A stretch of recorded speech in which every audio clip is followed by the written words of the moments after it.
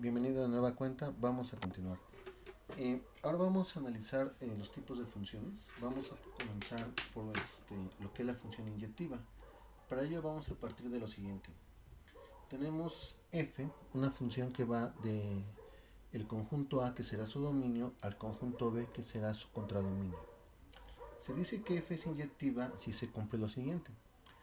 Para todo x1 y x2, que ambos pertenecen a A, se cumple lo siguiente: si x1 es distinto de x2, entonces las respectivas imágenes deben ser distintas. Es decir, que para elementos distintos del dominio corresponden elementos distintos del codominio, o más concretamente de la imagen. Si se trata de funciones que van de R a R, como las que vemos en este curso, podemos decir que para cada y corresponde una y solamente una x. Este tipo de funciones son muy importantes y se llaman funciones inyectivas o uno a uno. Repito, si son funciones que van de los reales a los reales, lo importante aquí es que para cada y corresponde una y solamente una x. Veamos algunos ejemplos.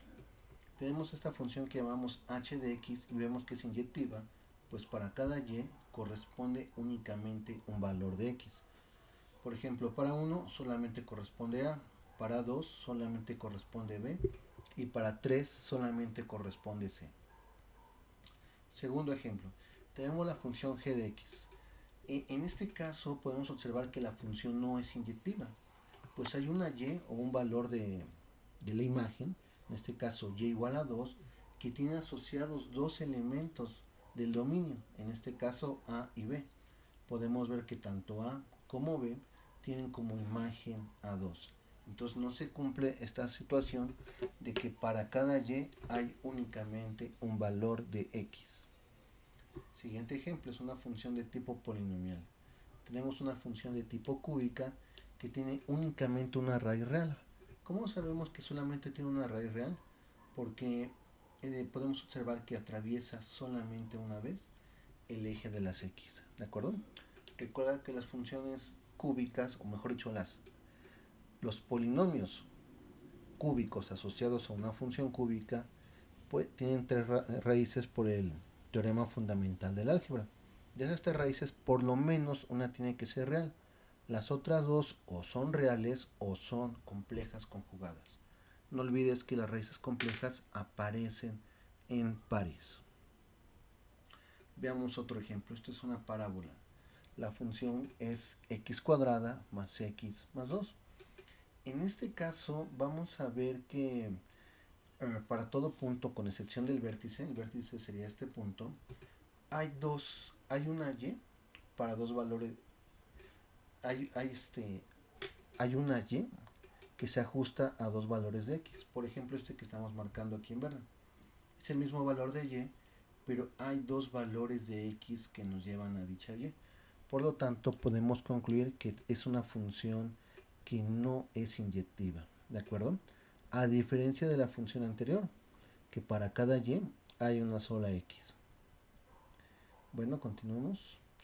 Y algo que es importante que mencionan mucho algunos libros, por ejemplo el libro de Ángel, es la prueba de la recta horizontal. ¿En qué consiste esta prueba? Nos dice que al trazar una recta horizontal cualquiera sobre la gráfica de una función, si observamos que esta cruza o corta la curva solamente en un punto, se va a tratar de una función inyectiva. Pero si fuese el caso de que esta recta cortara dos puntos, la función ya no es inyectiva. Desde luego, esto aplica solo para funciones que van de los reales a los reales.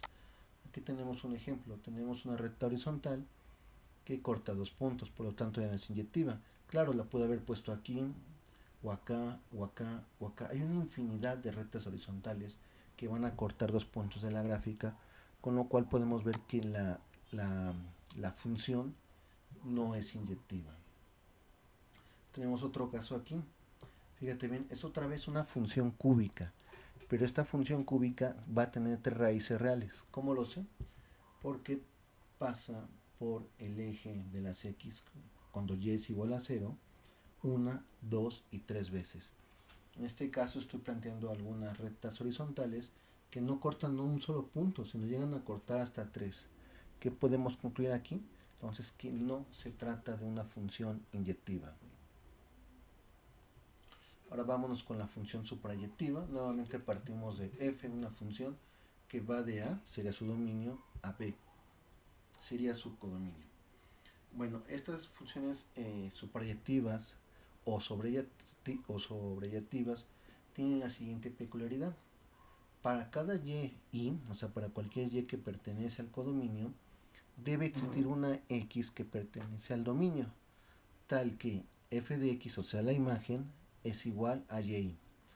Dicho de otra forma un poco más sencilla de entender, en una función suprayectiva, tanto el conjunto imagen como el codominio coinciden, es decir, son iguales. Por ejemplo, aquí, ¿cuál es la imagen de esta función? La imagen es 1, 2 y 3, ¿de acuerdo? Es el conjunto de todas las imágenes. ¿Cuál sería el codominio? 1, 2, 3. Entonces podemos ver que tanto imagen como codominio son iguales y por lo tanto la función es de tipo suprayectivo. Ejemplo número 2. ¿Cuál sería la imagen en este caso? Bueno, la imagen o conjunto imagen sería 2 y 3. Sin embargo, el codominio es 1, 2 y 3. ¿Qué podemos concluir? Que imagen y codominio son distintos. Por lo tanto, esta función que llamamos gx no va a ser de tipo suprayectivo. Veamos otro ejemplo. La función x cúbica, y en este caso observamos que es una función que va de los reales a los reales. Eso es muy importante siempre, ¿no?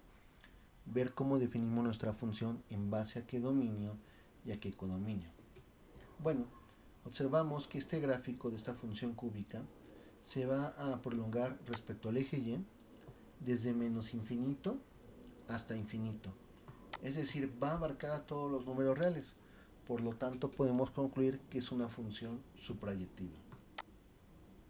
Siguiente ejemplo, nuevamente una función que va de los reales a los reales. En este caso con f de x igual a x cuadrada. Una función cuadrática que nos va a dar una gráfica parabólica, ¿verdad? Bueno, ¿qué observamos aquí? La gráfica de la función comienza en 0 y de ahí se va desplazando hasta el infinito, ¿de acuerdo? Entonces podemos concluir que no es suprayectiva. ¿Por qué? Porque su imagen en este caso iría desde 0 hasta el infinito, ¿de acuerdo? Pero su codominio, de acuerdo a cómo definimos la función, son los reales. Entonces no coinciden y la función no es suprayectiva. Vamos a ver el siguiente ejemplo. Ahora, ¿qué notas en esta respecto a la anterior? Pues aparentemente es la misma, ¿no? La regla de correspondencia sigue siendo x cuadrada, pero cambiamos algo. El dominio sigue siendo el mismo, son los reales, pero el codominio o conjunto de llegada lo acabamos de cambiar. En el ejemplo 4 son los reales, pero en este nuevo ejemplo son lo que podríamos llamar los reales positivos más el 0, ¿de acuerdo? Entonces, como acabo de modificar o restringir el codominio, concluyo que esta nueva función, la 5, que es distinta de la 4, sí es una función suprayectiva. ¿Por qué? Porque la imagen que va de 0 a infinito, va a coincidir perfectamente con el codominio de acuerdo a cómo definí la función. Entonces, esto de restringir los codominios y en ocasiones también los dominios es algo muy usual. Lo puedes hacer porque recuerda, gran parte de la matemática ocurre en tu mente, ¿no? El laboratorio es tu mente. Entonces no habría ninguna restricción en que tú dijeras mi función que voy a crear o que estoy desarrollando va a tener ya sea su dominio o su codominio restringido. Muy bien. Y bueno, una nota que es importante, que para las funciones que van de los reales a los reales, por ejemplo las funciones polinomiales, si la extensión vertical de la gráfica es el intervalo de menos a infinito, entonces se trata de una función suprayectiva. ¿Dónde vimos esto en los ejemplos? Lo vimos precisamente en la función x al cubo. Bueno, llegamos a la última. Ahora tenemos las funciones biyectivas. Nuevamente definimos una función que va de un dominio A a un codominio B.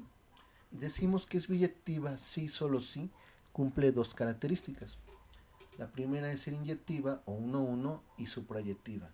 Es decir, que su codominio y su imagen coincidan.